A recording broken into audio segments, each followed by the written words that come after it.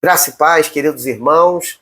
Esse é o canal Discipulando pela Bíblia. Eu sou o pastor Bruno Pinho e estou aqui com grande alegria e honra poder compartilhar com vocês mais uma porção da palavra de Deus. Nós estamos nesse desafio de 2025 de ler a Bíblia toda, de Gênesis a Apocalipse, até 31 de dezembro. Nós vamos estar aqui diariamente. Para quê? Para que a gente possa ser encorajado e em conjunto, em comunhão, de poder ler as Escrituras e também de poder compreender maiores porções das Escrituras, ok? Então estou aqui para isso. Então, portanto, eu quero te pedir apenas uma ajuda, ok? Se você achar relevante esse tipo de assunto e de conteúdo, se você já viu algum vídeo desse canal, é tudo muito simples, queridos. É uma mesa, é um celular, ok? E um pão que a gente divide aqui na mesa e compartilha, ok? Se você acha que esse trabalho tem valor, precisa prosperar e chegar a mais pessoas, então, poxa, deixa o seu like aí no conteúdo desse vídeo. Não esquece de comentar, tirar sua dúvida, eu vou estar sempre ali vindo ali nos comentários e respondendo para você. E outra coisa também, me segue no canal para não perder mais porções diárias da Palavra de Deus, ok? Estamos juntos aí? Vamos continuar na nossa jornada. A porção de hoje é Levítico capítulo 16, 17 e 18. Tem muitos tesouros preciosos para poder compartilhar com o teu coração. Ok? Então vamos começar. No capítulo 16, o título é o Dia da Expiação. É o famoso Dia da Expiação. É um dia do ano a qual o Senhor ele vai dando orientações, recomendações a Moisés de que o povo precisava se separar. Ele precisava separar um tempo para quê? Para preparar uma expiação geral sobre o povo. A começar pelo sacerdote que ia oferecer a expiação e a continuar pelo povo. E tem assim coisas muito interessantes naquilo que o Senhor está pedindo. Ok? Primeiro, o Senhor começa falando: Moisés, fale para Arão, depois daquilo que aconteceu com seus filhos, Nadab e Abiú, fale para que ele tome cuidado na forma que ele vai entrar na minha presença, ou seja, no Santo dos Santos, onde estava depositado a Arca da Aliança. Deus fala explicitamente para Moisés: avise para Arão que ele não pode entrar de qualquer jeito. Então, qual é a maneira que Arão deveria entrar no Santo dos Santos? Que era apenas uma vez por ano. Então Deus ele começa a dar uma série de recomendações. Então o primeiro ponto é de que ele precisa separar uma oferta para ele e para a casa dele pelo pecado e uma outra, uma oferta de holocausto por ele e para a casa dele. E não somente isso, também precisava separar 2 bodes que seriam uma oferta de expiação pelos pecados do povo e também uma oferta de holocausto pelo povo. Então Deus ele está falando: olha, eu vou querer isso, mas de que forma? Então precisava, por exemplo, primeiro que Arão ele se lavasse nas águas, sempre um ritual de purificação.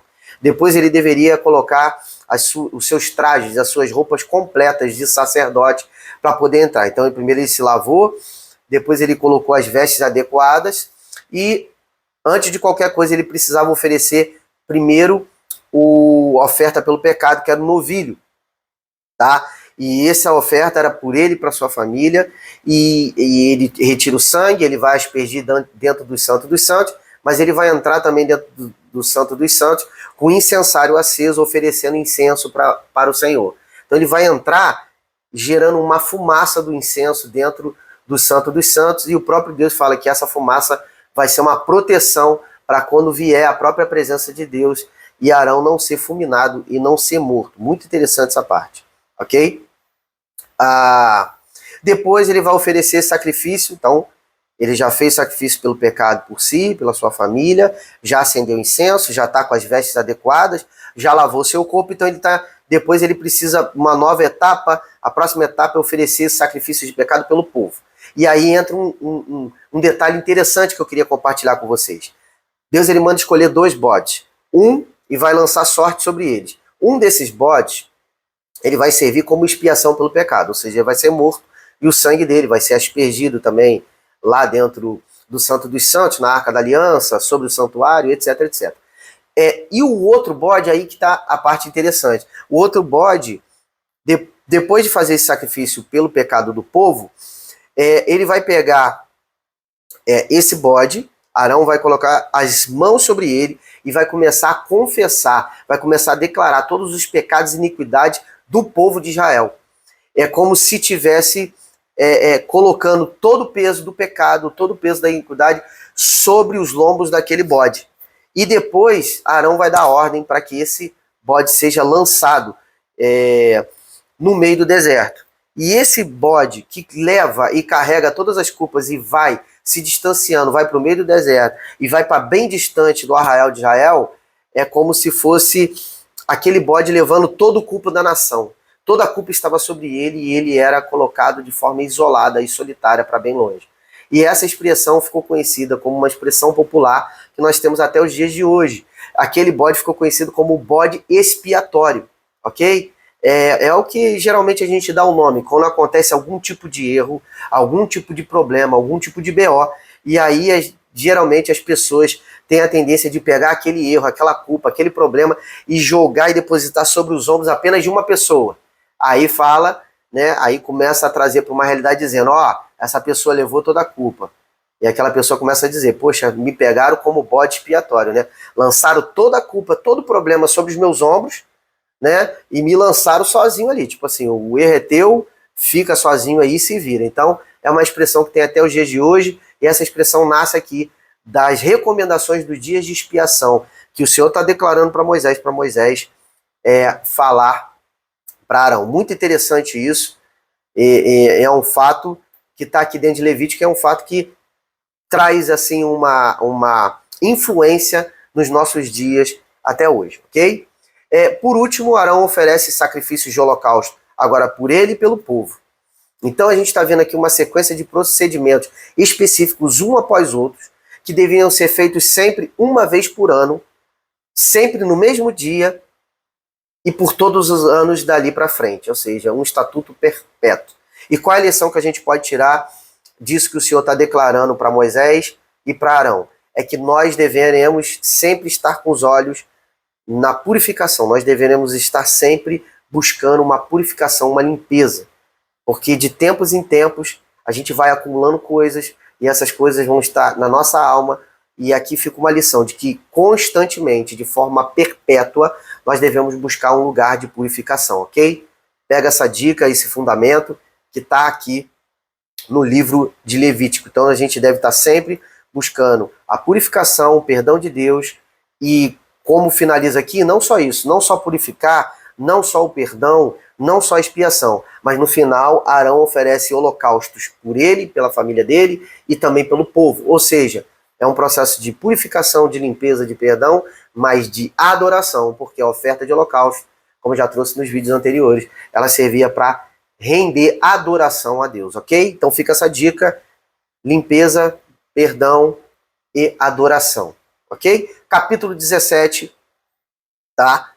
Ele começa, eu quero começar a reflexão do capítulo 17 a partir da leitura de 2 versículos, que são os versículos 3 e 4. Diz o seguinte: qualquer homem da casa de Israel que matar um boi ou um cordeiro ou uma cabra no arraial ou fora dele e não se trouxer à porta da tenda do encontro como oferta ao Senhor diante do seu tabernáculo, a tal homem será atribuído a culpa do sangue. Ele derramou sangue e por isso será eliminado do meio do seu povo. Eu quero trazer uma reflexão para você.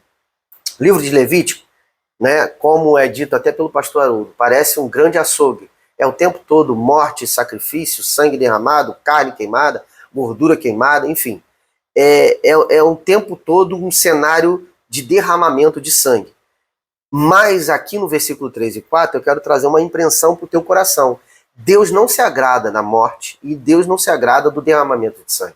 Ele está dizendo aqui que qualquer um que derramar isso fora do arraial, ou de forma deliberada, ou de forma ao seu próprio interesse ou prazer, e se isso não for feito e trazido à porta da tenda, ou seja, com um propósito, seja de adoração, de expiação de pecados, enfim, de oferta pacífica, se isso não for direcionado por um propósito, Deus ele não se agrada disso. Ele inclusive manda que esse homem seja apartado do meio do povo. Deus ele não se agrada do derramar de sangue por derramar de sangue. Deus ele não se agrada na morte, ok?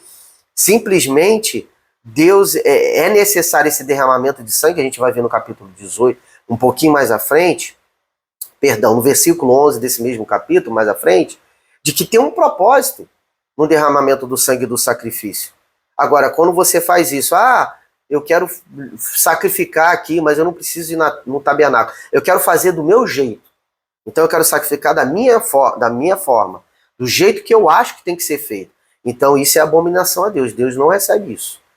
Então melhor é obedecer do que sacrificar, Saul. Entende? É isso. Então ele está falando, não sacrifiquem, perdão, por sacrificar. Tem um propósito, tem uma forma, tem uma maneira, tem um padrão. Ok? E no versículo 11 do mesmo capítulo 17, quero deixar aqui uma reflexão. No versículo 11 diz assim, a vida da carne está no sangue. Cara, olha só que princípio poderoso. A vida da carne está no sangue. Então aqui, o próprio Deus explica o seguinte, o motivo dos sacrifícios. Por quê? Se a vida da carne está no sangue, quando eu derramo sangue, eu estou derramando a própria vida. Então, eu estou derramando a vida de um animal inocente para redimir, para expiar a culpa de um outro ser vivo, de um homem culpado, que já está condenado. Então, como o homem está mergulhado no pecado e na iniquidade, ele precisa ser resgatado. E o salário do pecado, querido, só existe uma forma de remunerar o pecado, a morte. Então, é necessário que haja uma expiação através do derramamento da vida. É uma vida resgatando vida. E a vida, aqui está falando que a vida da carne é o sangue. Então, o sangue é derramado para resgatar uma vida, um homem, o meu e o seu coração. E louvado seja Deus, porque isso aqui está apontando aqui no Levítico 17 para o Cordeiro de Deus que tira o pecado do mundo. Por que ele tira o pecado do mundo?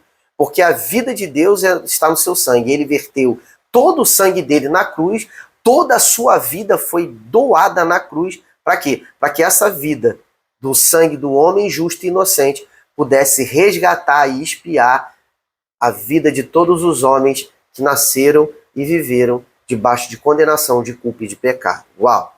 Então, Levítico aponta para várias coisas e você precisa refletir sobre isso. O sangue de Jesus, o sangue do justo, do inocente, ele foi derramado, a vida dele foi derramada, e existem vários versículos do Novo Testamento falando que é para a remissão dos nossos pecados. Ok? Então fica essa reflexão. E no capítulo 18, a gente já está entrando no final, o vídeo está um pouco mais longo, mas eu peço um pouquinho da sua paciência, ok? Porque vai valer a pena. No 18, a gente vai andar mais rápido, mas ele é uma lista, é um capítulo inteiro de recomendações gerais de moralidade, ou seja, de forma como Israel deveria se portar, principalmente com relação à questão dos relacionamentos, e de forma mais específica dos relacionamentos íntimos, ok? Então ele começa a apontar relacionamentos que Deus considera relacionamentos imorais. E nisso ele começa condenando, por exemplo, um relacionamento íntimo entre parentes próximos, como mãe, pai, madrasta, padrasto, irmãos de sangue, netos, enteados, tios e tias, nora, genro, cunhado e cunhada. Então a lista é extensa. Então, queridos, todo esse tipo de relacionamento aqui, inicial apontado, Deus aí está falando, eu abomino isso. Isso é impuro. Não me agrada diante dos olhos. Então, Israel, e isso também é um padrão moral que nós devemos ter no nosso coração. Nenhum tipo de movimentação dessa daqui deve ser aceita em nosso meio. E depois ele continua falando sobre mais questões que ele considera imoral e vai falando sobre proibição de relacionamento também íntimo entre o casal nos dias de costume da mulher. Então, nesses dias, o Senhor fala para que não haja o relacionamento íntimo, não ter relações, por exemplo, com homem ou mulheres casados, porque isso torna a pessoa que pratica, que tem essa prática, esse hábito, impuro. Então, muito cuidado com a nossa movimentação.